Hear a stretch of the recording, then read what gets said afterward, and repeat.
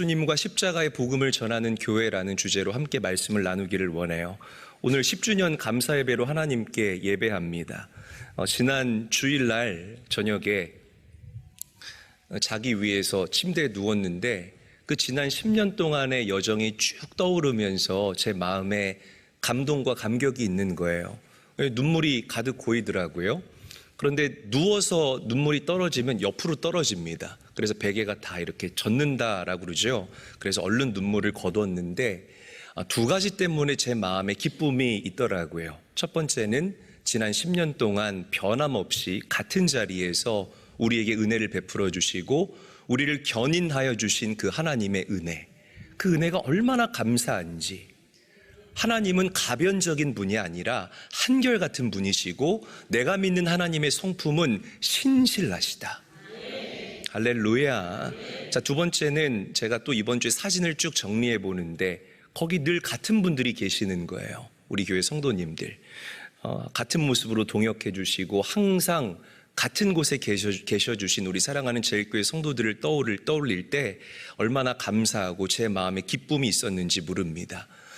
몇 년 전에 저희 교회 등록하신 한 권사님께서 이런 말씀을 하셨던 기억이 납니다. 목사님, 제가 이 교회 와보니까 예배가 그렇게 좋을 수가 없습니다.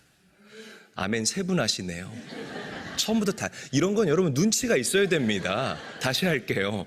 목사님, 제가 이 교회에 와보니 예배가 그렇게 좋을 수가 없습니다. 그래요. 아유, 엎드려 절받게 감사합니다. 근데 이분이 뭐라고 말씀하시냐면 목사님께서 성도들을 부를 때 사랑하는 제일교회 성도 여러분이라고 자주 부르더라고요. 그런데 그 그룹 안에 참 나도 들어갔으면 좋겠다라는 그런 마음이 들었다는 거죠. 오늘 여러분 다시 한번 새삼 불러보기를 원합니다. 사랑하는 제일교회 성도 여러분, 위기의 한국교회 안에서 이 인천제일교회가 남은 자의 사명을 넉넉히 감당할 수 있게 된 것, 그리고 세례 요한처럼 다시 오실 그 예수 그리스도를 가장 앞서서 외치는 그런 영적 선두주자의 사명을 감당하는 것, 그 제일교회의 성도라는 그 사실이 여러분들의 자부심이 되기를 바라고 여러분들의 큰 기쁨이 될 수 있기를 우리 구주 예수님의 이름으로 간절히 축원합니다. 자, 초대교회는 지금의 이 교회의 모습과 비교해 볼 때 외적으로 너무 보잘것없는 그런 교회였습니다. 교회 숫자도 적었고 교회 시설도 변변치 못했고요. 그렇다고 뭐 교역자가 많기를 합니까? 아니면 교회가 회전할 수 있는 시스템이 있기를 합니까? 그뿐만 아니라 그 당시의 성도들은 여러분들처럼 자유롭게 신앙생활을 하지 못했습니다. 신앙생활을 하기 위해서는 당신의 목숨을 걸고 신앙생활을 해야만 하는 그런 핍박과 박해 현장 가운데에서 그들이 신앙생활했다는 거죠.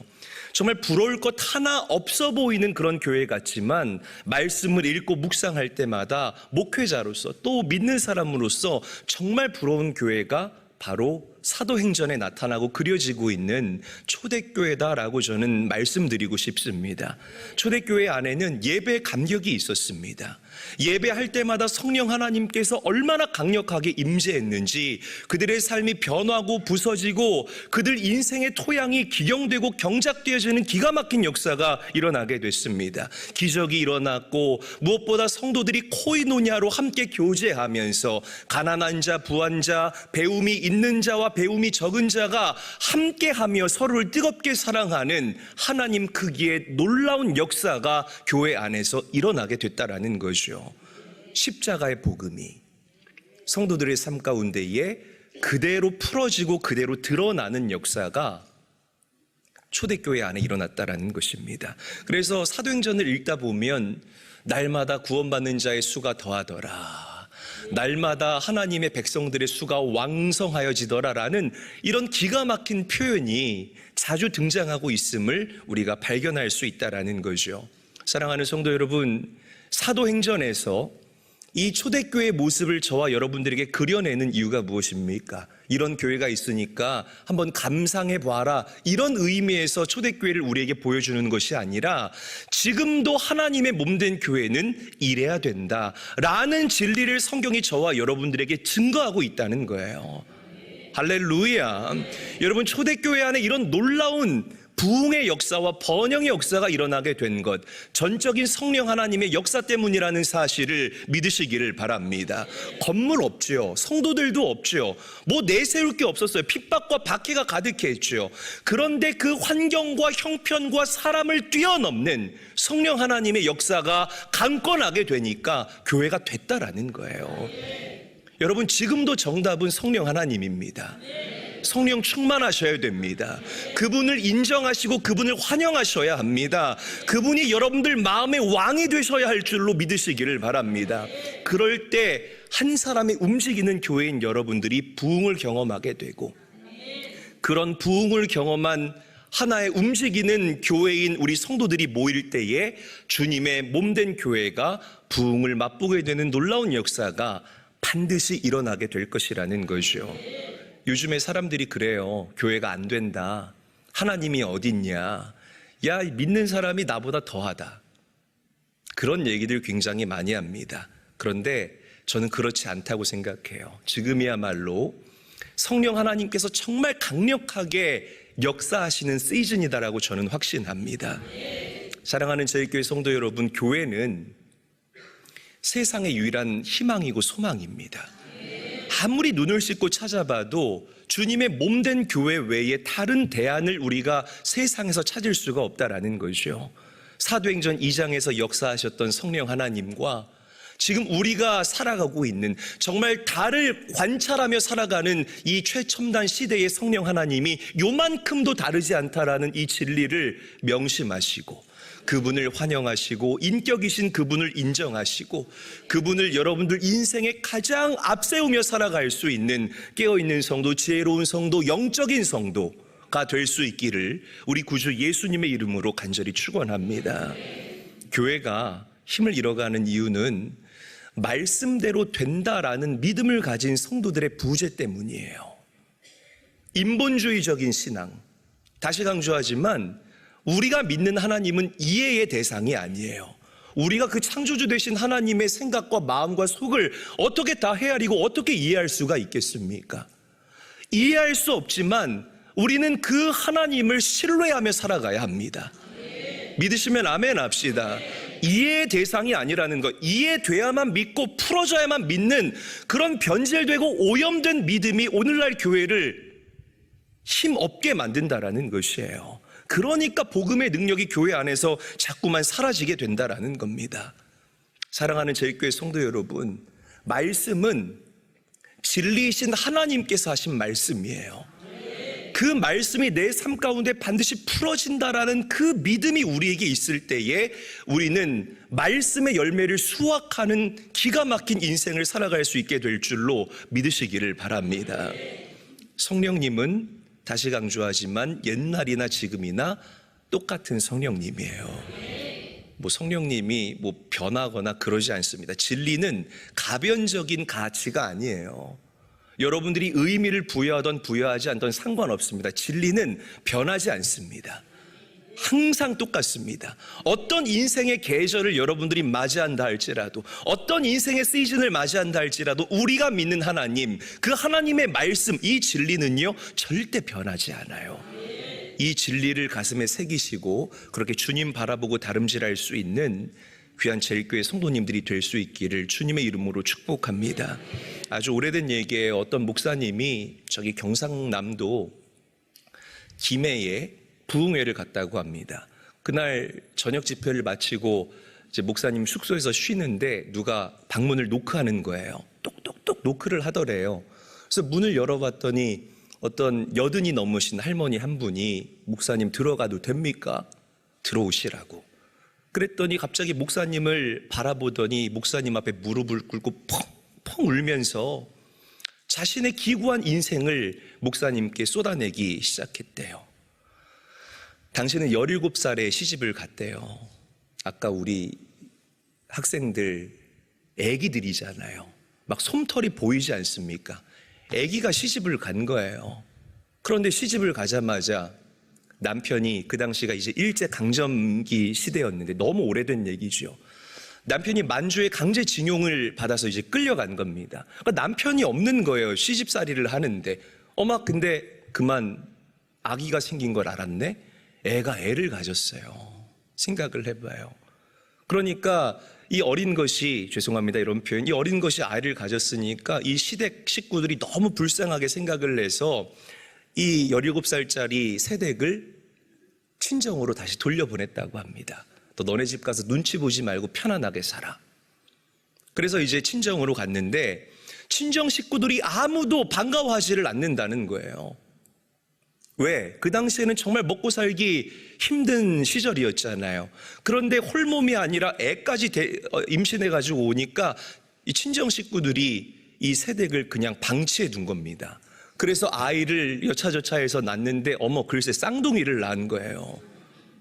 지금이면 축복이죠, 여러분. 지금 워가 아니라 지금이면 굉장히 큰 축복입니다. 네, 굉장히 큰 축복이에요. 그런데 이 친정 부모님들이 그래서 우리 딸이 애 낳았다고 해서 한번 보러는 왔는데 어머 쌍둥이를 낳으니까 그냥 보고 고개를 휙 돌려버리는 겁니다. 먹을 것 없는데 입 하나 더 늘렸다고. 그래서 이 17살짜리 새댁이 어쨌든 살아야 되잖아요. 독한 마음을 먹어요. 어떤 마음을 먹냐면 젖을 한 명에게만 물리자. 그래서 젖을 한 명에게만 물렸어요. 그리고 한 아이는 방치해 둔 거예요. 그래서 이 아이가 결국에는 죽었습니다. 이 할머니 가슴에 담겨 있었던 비밀이었던 거예요. 이 할머니는 괜찮은 줄 알았어요. 그래도 나름대로 잘 살았다고 생각을 했습니다. 그런데 이 응어리가 어느 순간부터 이 할머니 마음 가운데 훅 하고 들어오기 시작하고 이 죄의 사슬이 이 할머니를 올가죄기 시작했습니다. 올가매기 시작했습니다. 왜 이렇게 마음이 불안하지? 왜 이렇게 내 마음에 평안함이 없지? 그러다가 나이가 들어서 이제 죽을 때가 가까워왔다라는 사실을 직감한 이 할머니가 너무나 무섭고 너무나 두렵기 시작한 거예요.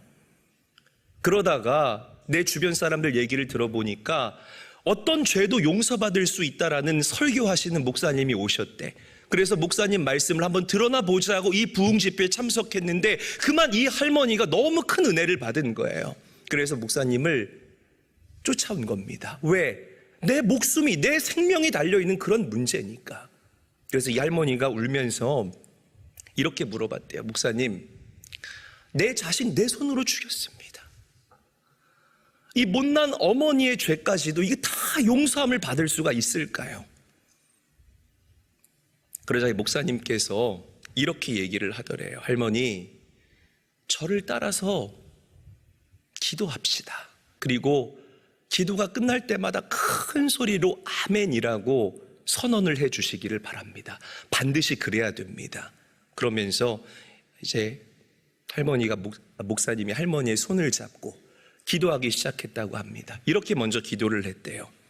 너무너무 먹기 살기 어려워서 자식에게 젖을 주지 않아서 죽인 이 어미의 죄를 예수님께서 다 십자가에서 담당하시고 짊어지시고 죽으셨습니다. 여러분들은 아멘이 될지 모르겠지만 이 할머니가 따라하지를 못하더래요. 아멘을 하지 못하더래요. 막 대성통곡을 하기 시작하더랍니다. 목사님이 할머니를 붙잡고 흔들면서 깨우기 시작해서 할머니 아멘 하셔야 됩니다. 약해지시면 안 됩니다. 예수님이 다 담당하셨습니다. 아멘 하셔야 돼요. 따라 하셔야 돼요. 그러니까 할머니가 겨우겨우 아멘이라고 외치더래요. 두 번째, 자식 굶겨 죽인 이 부족하고 못난 늙은이지만 하나님께서는 그런 나를 하나님의 자녀 삼아 주셨습니다. 할머니가 막 엉엉 울면서 아멘이라고 외치더랍니다. 마지막 세 번째, 자식 죽인 이 어미의 죄, 이 애미의 죄, 이제는 하나님께서 다 용서하셨으니 기억조차 하지를 않으십니다. 아멘. 그러면서 이 할머니를 끌어안고 목사님이 마무리 기도를 하셨어요. 하나님, 이 딸의 죄가 주홍같이 불타일지라도 그 죄를 예수님께서 십자가에서 짊어지시고 죽으시고 부활하신 그 은혜를 이 딸이 힘입었사오니 이제는 죄의 종노릇하지 않고 하나님의 자녀답게 자유함을 누리며 살아가게 하여 주시옵소서. 예수님의 이름으로 축복하며 기도합니다. 아멘. 그렇게 이 할머니랑 헤어졌다고 합니다. 그런데 들리는 소리에 의하면 그때부터 이 할머니 주변에 기가 막힌 변화가 일어났대요. 한 번을 웃지 않았던 이 할머니와 교제한 지 40년 지난 한 세댁이 이렇게 얘기를 하더랍니다. 아니, 그 할머니가 이제 웃어요.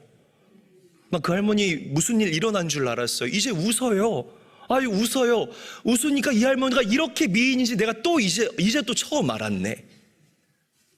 또 미인이라니까 또 싫어요, 여러분? 아멘 좀 해요. 할렐루야. 그래요. 십자가의 은혜로 죄 용서함을 받으니까, 그 믿음과 확신이 생기니까 마음 깊은 곳에서부터 자유함과 기쁨이 이 할머니를 압도하는 기가 막힌 역사가 일어나게 된 줄로 믿으시기를 바랍니다. 여러분, 제가 이 말씀을 왜 드렸을까요? 교회는 예수 그리스도와 그분의 십자가의 죄사함의 복음을 끊임없이 많은 사람들에게 증거하고 선언하는 교회가 되어야 합니다. 이게 교회의 존재의 목적이에요.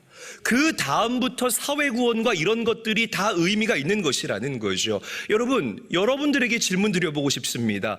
여러분들 인생의 본질 중에 본질이 뭔 줄 아십니까? 내 죄가 십자가에서 이미 다 처리되었는가? 아니면 여전히 나는 그 죄의 잔재에 찌들어서 이 땅을 살아가는가? 이 본질 앞에 우리가 확신에 찬 음성으로 대답할 수 있어야 된다라는 거예요. 내 죄가 다 이미 십자가에서 처리가 되었습니다. 이 대답이 여러분들에게 없으면 여러분들이 누리는 물질, 배움, 여러분들의 취미생활, 여러분들이 살고 있는 그 넓은 집, 요만큼도 의미가 없는 것입니다. 왜? 그 인생의 마침표를 찍는 순간 우리는 지옥행이기 때문이라는 거죠. 사랑하는 저희 교회 성도 여러분, 하나님께서 기뻐하시는 교회, 하나님이 칭찬하는 교회, 하나님의 빛과 영광이 나타나는 교회는 수만 명이 모이는 교회도 아니고 수백억의 예결산을 하는 교회도 아닙니다. 예수 그리스도와 그분의 십자가의 복음을 확실하고 담대하고 명확한 음성으로 전하는 교회를 하나님께서는 기뻐하십니다. 아멘. 그런 교회와 성도들을 하나님은 기뻐하신다는 거예요. 여러분, 이런 예를 한번 들어볼게요. 어느 당뇨병 환자가 의사를 찾았대요. 그런데 이 의사가 당뇨병 환자에게 그랬대요. 당뇨네요? 굉장히 심각한 당뇨입니다. 그런데 환자분 기뻐하세요. 이 당뇨가 있어도 정상인처럼 살 수 있는 한 가지 방법이 있습니다. 그것은 인슐린을 투약하면 됩니다. 여러분, 복음이잖아요. 맞아요? 맞죠? 네. 인슐린을 투약하면 산다는 게 복음이에요? 아니에요? 그래요. 네, 마음대로 하십시오, 여러분. 인슐린을 투약하면 삽니다. 그런데 이 환자가 갑자기 의사 선생님에게 막 반발을 하는 거예요. 선생님, 그 어떻게 맨날 그 번거롭게 인슐린을 이 배에다가 꼽고 다닙니까?